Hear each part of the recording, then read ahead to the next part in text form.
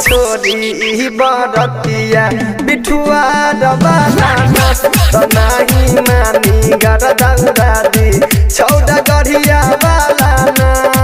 ओइलू नाचे गोरी बंगाल से मधुबनी जिला ना ओइलू नाचे गोरी बंगाल से मधुबनी जिला ना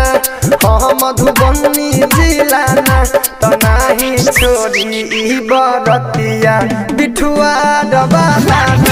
त नाही मानी गर दौरा दी छौदा गढ़िया वाला ना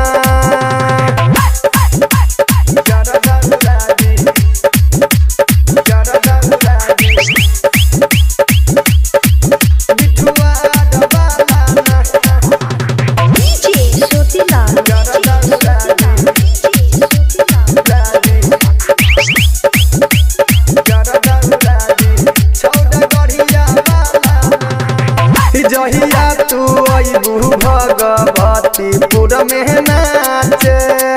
केहू नाही छोड़ी तोहके कहतानी साचे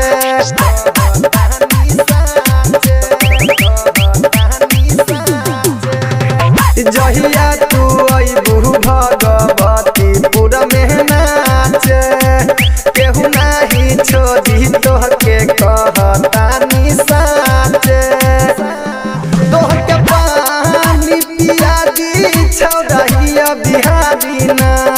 तोहके पानी पिया दी छौड़िया बिहारी ना छौड़िया बिहारी ना त नाही छोरी बरतिया बिठुआ डबाना त नाही मानी गर दौरा दी छौड़ा गढ़िया वाला ना मिक्स बाय सोतीलाल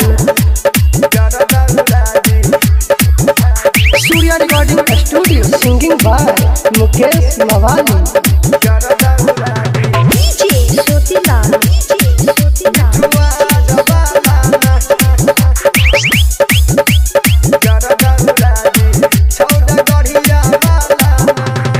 श्री चनई नदेश सोनू आइल बा बिचारी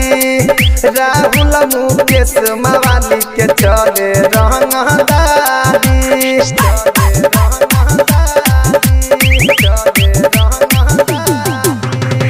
श्री चनई नदेश सोतीलाल आइल बा बिचारी राहुल मुकेश मवाली के चले रंगदारी तोहर पतली कमरिया सबके पागल बनैले ना तोहर पतली कमरिया सबके पागल बनैले ना हाँ पागल बनैले ना त नाही छोरी बरतिया बिठुआ डबाना